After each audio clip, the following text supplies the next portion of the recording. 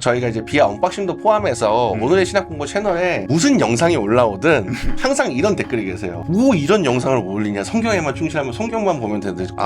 그분들 마음속에서는 신앙과 이성이 대비를 이루고, 그렇죠? 성서와 전통이 대비를 이루고, 근데 단순히 무자르듯이 따라할 수 있는 것도 아니고 그분들이 생각하는 것 또한 사실은 개신교 전통의 약간 부가물이다.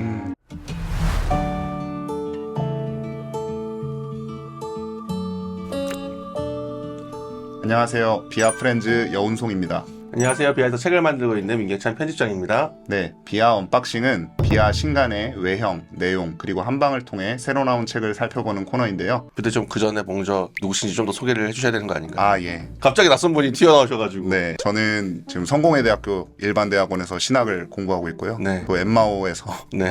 네, 기획위원으로 네. 활동하고 있습니다. 오늘 저희가 함께 살펴볼 책은 야로슬라프 펠리칸의 전통을 옹호하다입니다. 네. 어떤 책인지 좀 소개해 주시죠. 좋은 책입니다. 좋은 책이고요. 의도한 건 아니지만 결과적으로 비아를 대표하는 저자 중에 한 사람이 된 야로슬라프 펠리칸이 그분의 어떤 학적 절정기에 그분의 어떤 학문의 방법론의 핵심을, 그리고 본인이 생각하는 어떤 기독교 전통의 핵심, 기독교 전통의 의미에 대해서 설명해 놓은 책이라고 할 수 있습니다. 야로슬라프 펠리칸이라고 하면 네. 기존에 이제 성서 역사와 만나다, 네. 예수 역사와 만나다로 네. 조금 익숙하실 수도 있을 텐데 네. 어떤 저자인지 좀 소개를 해주신다면. 신학에도 여러 가지 이제 분야가 있고, 성서학 기본적으로 이론 신학에서 대표적으로 꼽자면은 성서학, 그 다음에 조리신학, 그 다음 교회사, 뭐 기독교 윤리학, 이 정도 네 가지 정도 꼽을 수 있잖아요. 근데 그 중에서 이제 교회사가 있고, 교회사에서 우리가 교회사에 관심이 좀 없죠. 근데 교회사에서 관심을 기울일 만한 사람이 이름을 꼭 두 명만 기억해야 된다. 한 사람만 기억해야 된다. 그러면은 우리 대한민국에서 굉장히 이제 어두운 볼드모트처럼 사용되고 있는 아돌프 폰 하르낙을 들 수 있을 것이고, 근데 거기에 더해서 한 사람을 더 기억해야 한다. 그러면은 바로 이 야로슬라프 펠리칸을 기억해야 할 것입니다. 그렇군요. 네, 흥미로운 거는 미국 사람, 그러니까 아돌프 폰 하르낙이 독일 교회사 전통, 아주 역사적으로 엄밀한 그런 전통을 받았다면, 펠리칸은 그 전통을 한편으로 미국에서 해가지고 펠리칸과는 또 다른 길을 걸어갔다고 할 수 있고, 하르낙이 이제 교리사라는 대작을 내놨다면 펠리칸은 그리스도교 전통이라는 대작을 내서 20세기의 가장 대표적인 교회사 저작을 쓴 학자입니다. 그리고 하르낙도 좀 유명한 것이, 하르낙이 비단 이제 교회사가로서만 유명한 게 아니라 당시 독일 지성계에서 굉장히 거대한 영향력을 행사했잖아요. 펠리칸도 마찬가지로 단순히 교회사가를 넘어서 예일대학교의 어떤 스털링 교수랑 굉장히 이제 가장 높은 등급의 교수로 활동했을 뿐만 아니라 클린턴 행정부에서 그 교육 자문위원으로도 활동하고, 그 다음에 미국 인문예술 아카데미에서도 활동하고, 그런 면에서도, 영향력의 측면에서도 하르낙에 비견될 만한 영미권을 대표하는, 어떻게 보면 기독교 지식인, 기성인이라고 할 수 있겠습니다. 이 책의 제목이 전통을 옹호하다. 네. 그리고 부제를 전통의 의미와 재발견, 네. 회복에 관하여라고 붙이셨는데 네. 어떻게 붙이시게 된 건지. 일단은 전통을 옹호하다는 건 원제 그대로 이제 vindication of tradition이니까 전통의 옹호라고 직역하면 이제 전통의 옹호이겠죠. 근데 우리는 요새 좀 약간 미는 게 문장화 해가지고 네네. 하고 있으니까 성서는 변혁이다. 네. 뭐 약간 이런 식으로, 뭐는 뭐다. 약간 이런 식으로, 그리스도는 질문이다. 저는 그런 식의 문장형이 좀 좋아서 전통의 옹호를 전통을 옹호하다. 이런 식으로 해봤고, 부제는 뭐 운송님 좀 미리 보셔서 알겠지만 네. 책 내용 거의 그대로 저희가 이제 제목과 부제를 지을 때 하는 것 중에 제목은 시적으로, 부제는 압축적으로. 그래서 부제는 전체적인 책 내용을 압축하는 걸로 그런 걸 담고 있습니다. 네, 보면 재발견과 회복이라는 네. 키워드가 있을 텐데 네. 이제 책 내용을 보면 네. 조금 더 어떤 내용인지 그렇죠. 알 수 있겠죠. 네. 한 가지 좀 짚고 싶은 게 네. 시선들 하면은 네. 보통 디자인이 다 똑같기 때문에 네. 항상 그 책 표지 색으로 뭔가 메시지를 전달하시는 경향이 있잖아요. 네. 그러고 있죠, 항상. 네. 이번에도 좀 특별한 의미가 있는지 궁금하네요. 이번에 그 표지색은 또다시 이제 그 이상한 어떤 욕심이 작용해서 팬톤을 찾을 때 트레디션 뭐 이런 것들을 막 찾아봤어요. 그런 책이 있을까? 팬톤을 치고 트레디션, 뭐 헤리티지, 뭐 이런 걸 막 찾아보니까 헤리티지 블루가 있는 거예요. 이게 헤리티지 블루. 네네. 그래서 표지색은 헤리티지 유산으로서의 블루고, 재밌는 거는 제가 영재는 어두운 푸른색으로 해놓고 제목은 약간 흰색으로 했거든요. 그게 뭐냐면은 우리는 이 유산을 마주한 채로 양갈래길에 서 있다. 그러니까 딥블루, 더 깊게 갈 것인가? 흰색은 타블라라사. 타블라라사. 네. 우리 백지창처럼 전통이 있다는 것도 모른 채 할 것이냐. 펠리칸이 결국 요구하는 게 이거잖아요. 우리가 전통을 의식하지 못하고 전통의 내용에 대해서 배우지 못하면 사실은 그 전통의 노예가 될 수밖에 없다. 네. 전통 그런 것이 있다는 것도 의식하지 못한 채. 그렇죠. 네, 그 양갈래길을 제 딴에는 표현하기 위해서 그런 식으로 해놨습니다. 네, 헤리티지 블루 아주 인상적이네요. 헤리티지 블루. 네. 네. 그럼 본격적으로 책의 내용에 대해서 네. 좀 살펴볼 텐데요. 네. 제목에서 이미 좀 드러나고 있는 것 같긴 해요. 전통을 옹호하다. 네. 어떤 내용을 담고 있는 건가요? 근데 전통을 옹호하다 할 때 좀 기독교인 분들은 좀 미리 조금 선 판단을 잘못할 수 있을 것 같아요. 아, 그렇죠. 보통은 이제 네. 성서냐 전통이냐 그쵸. 이제 두 개를 약간 대립적으로 바라보고 네. 종교개혁의 후예인 우리는 그렇죠. 전통보다는 성서고 그렇죠. 이제 가톨릭 같은 경우에는 네. 성서보다는 전통이고 이런 식으로 많이 생각을 하시니까요. 그렇죠. 그 중에서 이 전통의 편을 드는 책인가? 이렇게 그렇죠. 오도할 예. 수가 있잖아요. 근데 그런 거라기보다는 어떤 면에서는 사실 좀 더 넓게는 사실 인문학 책으로도 볼 수 있는 게 우리를 둘러싼 세계에서 우리가 좀 더 풍요로운 진실로 우리가 좀 더 성숙한 인간이 되기 위해서는 전통이라는 것을 반드시 의식해야 되고 우리가 전통의 후예라는 거를 유산으로서의 전통을 받아들여야 된다. 넓은 차원에서는 기독교인 경우에는 우리도 모르게 우리는 그러니까는 전통을 반대하는 성서와 전통이라는 대립항 속에서 전통에 반대하는. 근데 이거는 사실 또 다른 의미에서 개신교 전통이잖아요. 그렇죠. 그러니까 우리는 사실은 오랜 기독교 전통의 후예이기도 하고 개신교인으로서는 이 개신교 전통이기도 후예이기도 한데 이 모든 전통의 결들을 알아야지만 우리가 사실 좀 더 성숙한 신앙도 할 수 있고 성숙한 삶을 더 풍요로운 삶을 살아갈 수 있다라는 게 이 책의 거의 핵심 내용이죠. 네. 그래서 제가 책을 보니까 네. 이제 전통을 재발견한다고 했을 때 그 재발견의 의미가 네. 어떤 경우에는 재발견함으로써 전통이 이런 거였어? 네. 하면서 이제 폐기하는 식으로 네. 가자는 주의도 있고 네. 아니면 전통을 재발견함으로써 오히려 이런 게 우리의 진짜 전통이었단 말이야 하면서 오히려 그렇죠. 그거를 이상화시키면서 네. 이대로 돌아가야 된다. 네. 소위 말하는 이제 초대교회로 돌아가자 이런 구호들 그렇죠. 이제 그런 것들을 저희가 살펴볼 수 있을 것 같은데 네. 그런 경향들을 네네. 살펴볼 수 있을 것 같은데 그 양자 다 조금 경계하고 있지 않나요? 맞습니다. 잘 설명하셨는데? 갈 필요 없나? 펠리칸이 그와 관련해서 되게 좋은 은유를 쓰죠. 이제 3장에서. 그러니까 전통에 대한 우리의 태도를 하나는 우상으로서 전통을 대하는 태도, 하나는 증표로서 전통을 대하는 태도, 마지막으로는 성상으로서의 전통을 대하는 태도. 그죠. 아이돌, 그쵸. 토큰, 이콘 네. 이렇게 세 개로 나눠서 그렇죠. 우리가 안 좋게 보는 전통주의는 전통을 아이돌로, 우상으로 모시는 태도. 그리고 우리가 이른바 전통주의라는 건 바로 그런 거고. 반대로 전통을 사실은 다 제거해 버리고 이거는 되게 그냥 전통이란 거는 보편적인 진리에 되게 우연한 어떤 역사적 부가물에 지나지 않으니까 다 없애버리자. 따로 필요 없어. 이렇게 하는 거를 이제 전통을 토큰으로, 증표로만 보는 태도라고 할 수 있고, 펠리칸이 지지하는 거는 전통이라는 건 분명히 우리가 알고 있는 기독교라고 한다면 기독교적 진리를 어쨌든 구현하고 있고 그 속에서 우리가 이것들을 배워와가지고 그 너머를 동시에 보면서 나아갈 수 도와주는 성상이다. 그 전통을 우리는 받아들여야 된다. 그래서 전통을 옹호하다라고 하면은 아까도 했지만 오해할 수 있는 게 펠리칸이 전통주의를 옹호하는 게 아니다. 그렇죠. 그거는 그쵸. 우상으로서의 그쵸. 이제 전통을 얘기하는 거고요. 그렇죠. 여기서 가장 이제 펠리칸이 여러 가지 뭐 재밌고 흥미롭고 명언을 많이 남겼지만 펠리칸이 인생에 걸쳐서 가장 많이 이제 인용되는 격언 같은 게 있는데 그 말이 여기에 나오거든요. 전통주의는 살아있는 이들의 죽은 신앙이고 전통은 죽은 이들의 살아있는 신앙이다. 이 태제이자 이 말이 여기에 나옵니다. 전통과 전통주의를 구분하는 거고 네, 네, 그러니까 네. 부정적인 의미로서의 전통주의 네. 그리고 긍정적인 네. 의미로서 이콘적인 의미로서의 그렇죠. 전통을 얘기를 하는 네. 거군요. 그래서 우리도 이거는 어떤 뭐 개신교인, 천주교인, 뭐 동방정교인 가릴 것 없이 우리 모두에게 그 전통의 후예인 우리 모두가 받아들여야 될 과제다.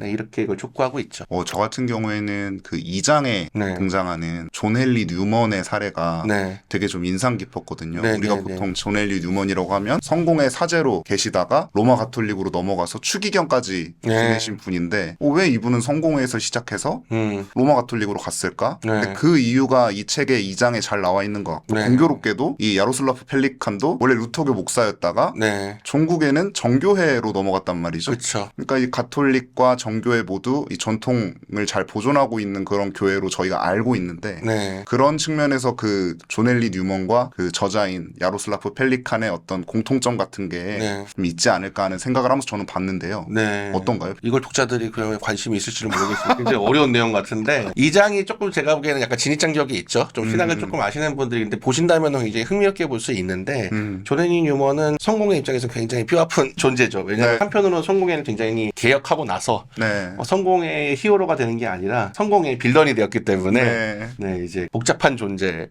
이거 저 안에서도 약간 좀 정리가 잘 되지 않는 느낌이 있었는데 아까 말씀하신 우성님이 말씀하신 그런 구도도 중요하지만 전통을 다 보존하고 있는 교회로서의 로마 가톨릭이나 정교회로서의 가치도 중요하지만 우리 그 존 헤니 뉴먼을 좀 더 잘 이해하게 된 건 그것이 그 선택이 확실히 뭐 그 길로만 가야 되는지 모르겠지만 존 헤니 뉴먼이 발견한 것 그리고 펠리칸도 발견한 건 결국에는 기독교에서 가장 중요한 전통 우리가 계속 중요하게 신앙과 신학 사이에서 우리가 그 관계에서 염두에 둘 거는 신학이 우리의 신앙을 조성하는 게 아니라 우리의 신앙이 신학을 조성하는 거고 그 신앙의 밑바탕에는 기도가 있다. 그래서 이거를 압축적으로 얘기하면 기도의 법이 신앙의 법을 법이다. 구성하다.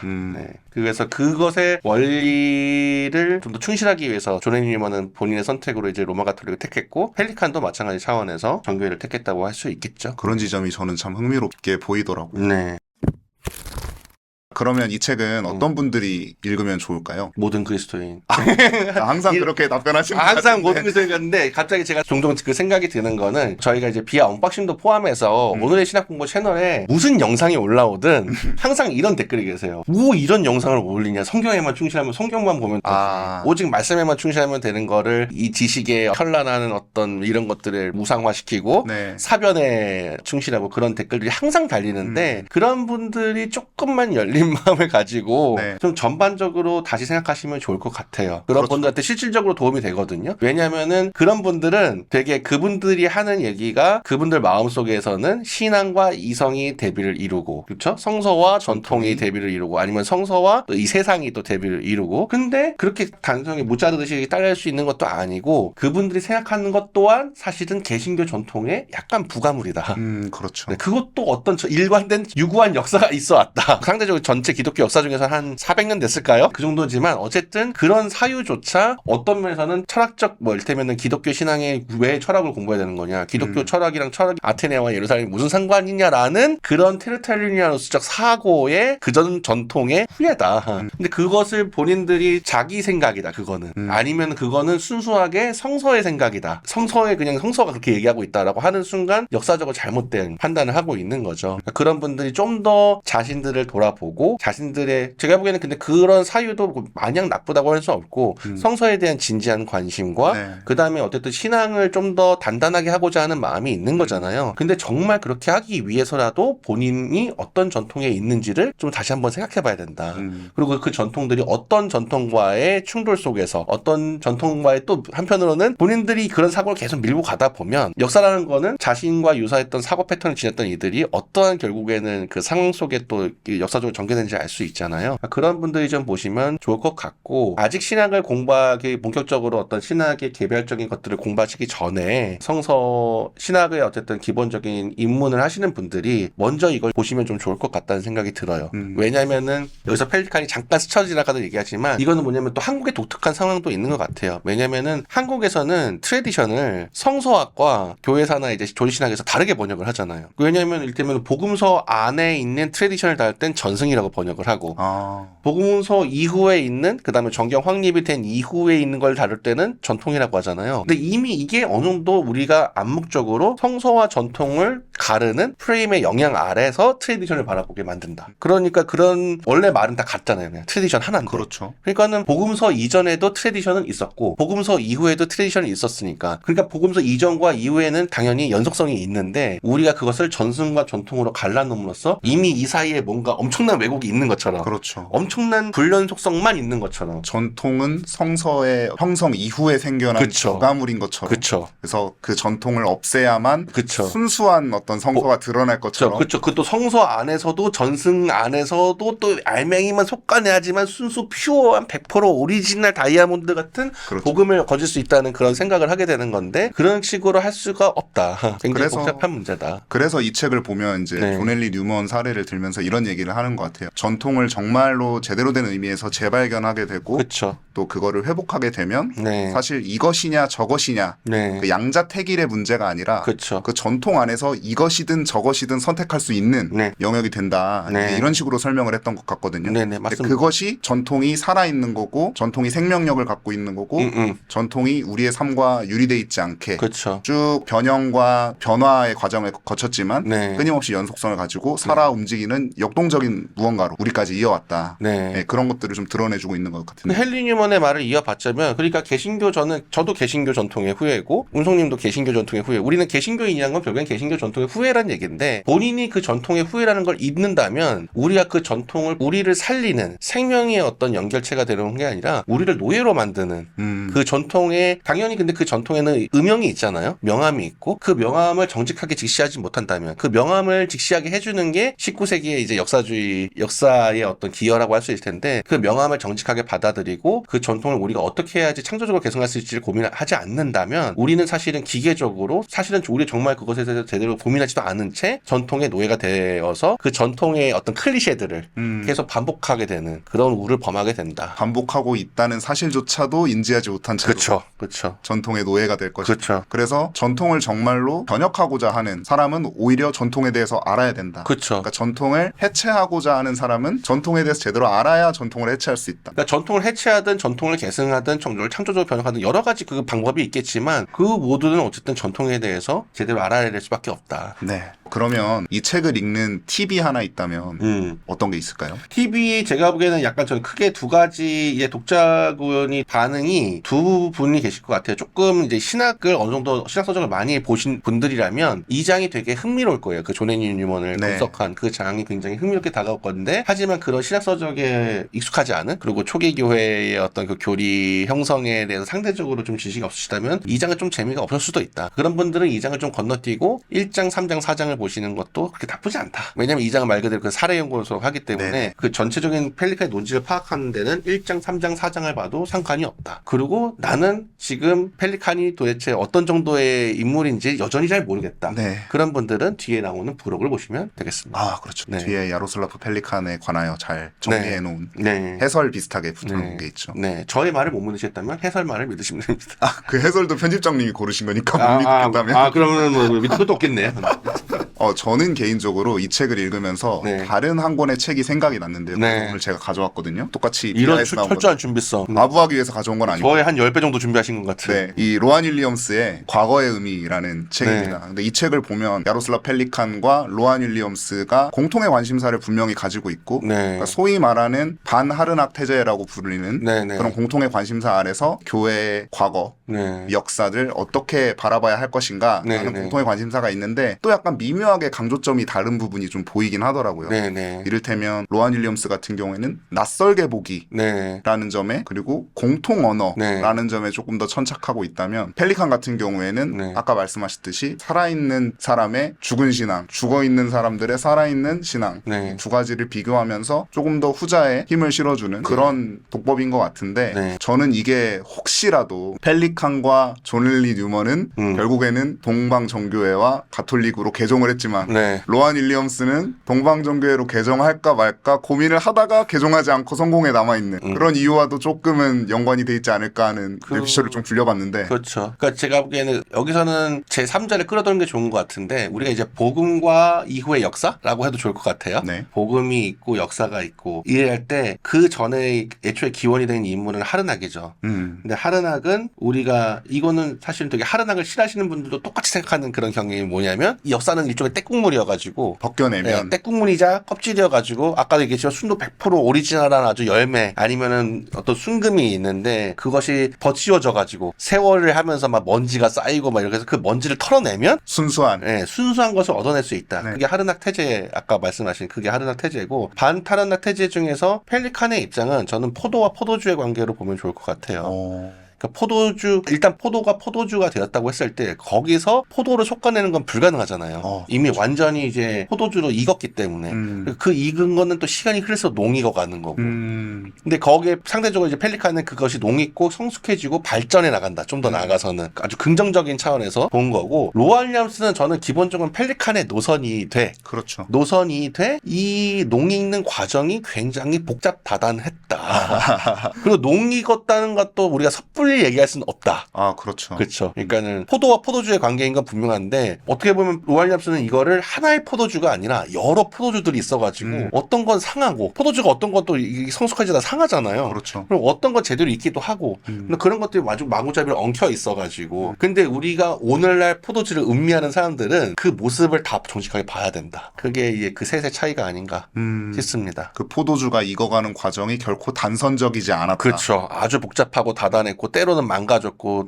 버렸고, 포도인 상태에서 그냥 약간 간 것도 있고, 그런 게 이제 로알 윌리엄스가 좀 더 지적하고, 그것이 그러한 의견이 남긴 게 이제 이 과거의 의미라는 책이라고 할 수 있을 것 같아요. 네, 이 책과 같이 한번 읽어보시면 아주 좋을 것 같다는 네. 개인적인 추천의 말씀을 더해드립니다. 그러면 이 책에 대해서 편집장님이 준비하신 한방 네. 또 기대해 보겠습니다. 어떤 게 있나요? 제가 얘기한 건, 우리가 기독교인이란 거는 일종의 그 사상사적 관점에서 보면은 우리한테는 그리스도인에게는 두 가지 뿌리가 있잖아요. 하나는 유대교 전통이고, 하나는 그리스 그렇죠. 이제 서구 전통이라고 할 수 있는 이제 그리스 전통이라고 할 수 있는데, 예루살렘과 아테네. 네, 그걸 이제 펠리칸은 이제 예루살렘과 아테네의 전통이라고 얘기하는데, 그것의 가치에 대해서 설명해 놓은 부분이 있는데, 그 부분이 좀 펠리칸의 생각을 잘 보여준 것 같아서 한번 읽어보도록 하겠습니다. 아테네와 예루살렘은 모두 인간의 도시입니다. 둘 중 무엇도 아우구스티누스와 플라톤과 성서의 예언자들이 그린 인간의 눈물로 얼룩지지 않은 하느님의 도시는 아닙니다. 하지만 아테네와 예루살렘 전통의 영적 후손들은 끊임없이 이 전통들에 의지해야 합니다. 전통 안에 영원히 머물기 위해서가 아니라 우리를 비롯해 그 어떤 세대든 이 전통들 안에서 하느님의 도시를 접하지 않으면 다른 곳에서 이를 맞닥뜨리더라도 알아보지 못할 것이기 때문입니다. 하나님의 도시로 나아가기 위해서는 끊임없이 계속해서 아테네와 예루살렘 전통을 돌아봐야 합니다. 성상으로서의 전통은 바로 이런 점에서 우상이나 증표로서의 전통과 구별됩니다. 이 과정에서 전통은 전통을 증표로 보이는 이론가들의 요구에 따라 합당하게 보편적이되, 우상 숭배자들의 기대에 따라 적절한 수준으로 특수한 형식을 취해 자신의 정당성을 입증하지요. 이 전통은 보편이냐 특수냐라는 잘못된 양자택일을 거부합니다. 참된 성상이자 살아있는 전통은 양자를 모두 포괄해야 함을 깨닫고 있죠. 네, 지금까지 야로슬라프 펠리칸의 전통을 옹호하다 함께 살펴봤는데요. 전통에 대한 편견을 가지고 무조건 폐기하자고 하는 것, 전통을 맹목적으로만 추종하는 것, 양자 모두 바람직하진 않은 것 같습니다. 전통의 소리를 듣지 못하면 과거와 현재, 그리고 미래의 목소리까지도 듣지 못한다는 야로슬라프 펠리칸의 말을 다시 한번 기억해봤으면 좋겠네요. 그러면 저희는 다음 시간에 더 좋은 콘텐츠로 찾아뵙겠습니다. 감사합니다. 감사합니다.